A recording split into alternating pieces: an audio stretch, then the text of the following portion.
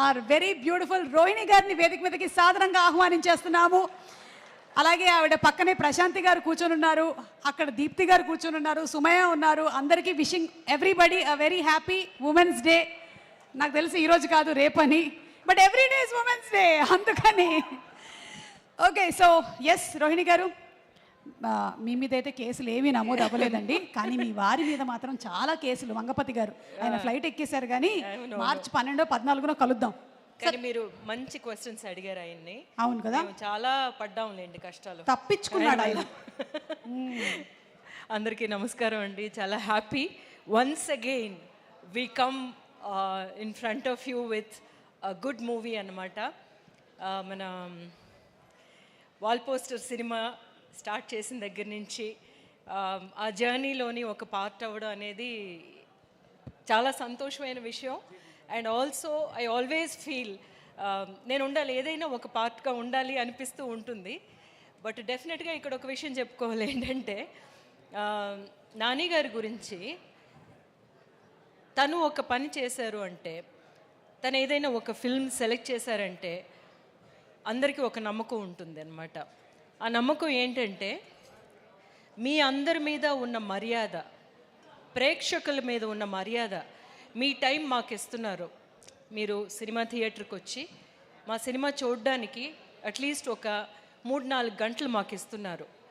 ఆ టైంని, ఎంత ప్రెషియస్ టైంని మీకు ఎంటర్టైన్ చేయడానికి, అది విలువైన టైంగా మార్చడానికి ఆయన ఎప్పుడు అంత బాగా కృషి చేస్తారనమాట. అది ఆయన యాక్ట్ చేసే పిక్చర్లు కానీ, లేకపోతే ఆయన అసోసియేట్ అయిన ఏమైనా సరే, ఏ ప్రోగ్రామ్స్ అయినా సరే, దాని తర్వాత వస్తే తను నిర్మించే సినిమాల్లోనూ కూడా అలాగే ఉంటుంది అనేది. డెఫినెట్గా మీరు మా కోసం ఒక 4 గంటలు స్పెండ్ చేసి థియేటర్కి వచ్చారంటే we will not disappoint you అనేదన్నమాట తన మీద అందరికీ ఏర్పరచుకున్న ఒక నమ్మకం. అలాగే అందులోని నెక్స్ట్ చాప్టర్గా ఈ కోర్టు వస్తుంది. సో ఈ కోర్టు దగ్గరికి వచ్చామంటే, ఇట్లాంటి ఒక సబ్జెక్టు అనేసి చాలా సీరియస్ కాబోలు అది ఇది అని చెప్పేసి అనుకుంటారేమో. కాదు, యాక్చువల్గా ఇట్స్ ఎ గుడ్ మూవీ అన్నమాట. ఒక మూవీ మనల్ని ఏం చేస్తుంది, మనల్ని ఎంగేజ్ చేస్తుంది. ఫస్ట్ నుంచి చూడడం స్టార్ట్ చేసిన దగ్గర నుంచి నెక్స్ట్ ఏంటి జరుగుతుంది, ఎందుకు ఇలా జరిగింది, వీళ్ళు ఏం చేశారో, అలాంటి ఒక స్క్రీన్ ప్లే ఈ పిక్చర్కి ఉండడం అన్నమాట the best quality of Jagadish screen play. అది వినగానే నాకు అనిపించింది డెఫినెట్గా ఈ పిక్చర్ బాగా హిట్ అవుతుంది. So another blockbuster to us in that way. అతను కొత్త డైరెక్టర్ అన్న ఏ ఒక్క ఇది కూడా లేకుండాను తన కథ చెప్పినప్పుడే అర్థమైంది ఎంత బాగా వర్క్ చేసుకున్నాడు అని. స్క్రీన్ ప్లే ద్వారా తను చేసిన ఒక డైలాగ్, ఇందులోనేమో మంగపతి అనే క్యారెక్టర్ కానీ, లేకపోతేనేమో మిగతా క్యారెక్టర్స్ కానీ మాట్లాడే విధానం మీకు చూస్తుంటే, అది కదా, ఇలా కదా, నిజం కదా, ఇది కరెక్టే కదా, వీళ్ళ యాంగిల్ కరెక్టే కదా అని అనిపిస్తుంది అన్నమాట. అవన్నీ తన వాయిస్ అది అంతాను. ఇప్పుడు మేము అందరం మాట్లాడామనుకోండి, అవన్నీ జగదీష్ వాయిస్, తను మేము ఇమిటేట్ చేసాము అంతే ఈ పిక్చర్లో. స్పెషల్లీ మంగపతి గారి క్యారెక్టర్ అలా చూసుకుంటే. So I saw that one director with so much of conviction, so much of clarity. ఒక్క షాట్ కూడా ఎక్స్ట్రా తీయలేదు, ఒక్క షాట్ కూడా ఎక్స్ట్రా అవసరం రాలేదన్నమాట. అలాంటి ఒక డైరెక్టర్ని సపోర్ట్ చేయడం, అది లాస్ట్ వరకు తీసుకురావడానికి ఎంత మంచి అంత మంచి ఒక డైరెక్టర్, ఒక మంచి కథని తీసుకురావాలి అన్న ఒక ఉత్సాహం ఉంటే తప్ప తీసుకురాలేరు. So I'm so happy to be this Seetharatnam. నా సీతారత్నం క్యారెక్టర్ తెస్తే అందరూ అంటారు కదా, ఇంకొక అమ్మ క్యారెక్టర్ అని చెప్పేసి అంటారు.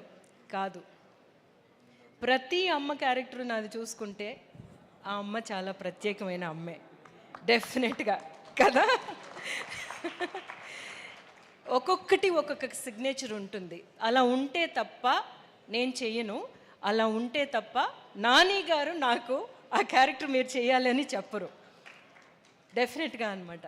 సో అలా చూసుకుంటే సీతారత్నం అనే క్యారెక్టర్ నాకు ఒక 2 సీన్స్లో అయితే నేనే కొంచెం నేను చాలా వర్క్ చేయాల్సి వచ్చిందనమాట. అందులోనేమో డైలాగ్స్ ఉండవు. డైలాగ్ ఉండే సీన్స్ ఆఫ్ కోర్స్ మనం ఆర్టిస్టులుగా చాలా ఈజీ అది చేసేయడం. కానీ డైలాగులు లేకుండా కొన్ని విషయాల్ని మనమేమో ప్రేక్షకులకి we have to make them understand అనమాట, make them realize the inner journey. So దానికేమో కొన్ని అట్లాంటివి దొరకాలని ఎదురు చూస్తూ ఉంటాము యాజ్ అన్ యాక్టర్. సో అట్లాంటి సీన్స్ నాకు ఇచ్చినందుకు Jagadish thank you so much. And ఇందులోనేమో ఇది చాలా important film for Priyadarshi, because as an actor I see it's going to be a different angle anamata, and I wish you that from here you're going to make so many movies. ఒక్కొక్క ఆర్టిస్ట్కి రండి బాగా hit అవ్వడానికి కొన్ని విషయాలు ఉంటాయి. నా అబ్జర్వేషన్లో నేను చూశాను అనమాట. అందులోని ఒక పెక్యులియర్ వాయిస్ ఉన్న వాళ్ళందరూ ఏదో ఒక విధంగా సక్సెస్ అవుతారు. నాకు రమ్యాకృష్ణ గారి వాయిస్ చాలా ఇష్టం, ఎందుకంటే ఆవిడది చాలా పెక్యులర్ వాయిస్ అనమాట. అట్లాంటి ఒక పెక్యులర్ వాయిస్ వచ్చి ప్రియదర్శి గారు మాట్లాడుతున్నప్పుడు నేను ఎప్పుడు అబ్జర్వ్ చేస్తాను అనమాట. సో అట్లాంటి వాయిస్ ఉన్నప్పుడు వాళ్ళ పెర్ఫార్మెన్స్ చాలా యూనిక్గా ఉంటుంది. సో వాయిస్ మీద కొంచెం కాన్సన్ట్రేట్ చేసి చూడండి మీరు, and you have a very interesting voice అనమాట. So that is an added advantage for you. That's what I wanted to say. ఇంకా వస్తేనేమో ఎప్పుడు మనం ఒక మంచి ప్యూర్ లవ్ స్టోరీ చూస్తే మనం బ్యాక్ వెళ్ళిపోతాం. అలాంటి ఒక లవ్ స్టోరీ ఈ పిక్చరు. దానికేమో ప్రాణం పోసింది మన చందు అండ్ జాబ్లీ, శ్రీదేవి అండ్ రోషన్ అనమాట. వాళ్ళని చూస్తున్నప్పుడు అనిపించింది డెఫినెట్గా ఈ పిక్చరు అందరు యంగ్స్టర్స్కి కనెక్ట్ అయిపోతుంది అని చెప్పేసి.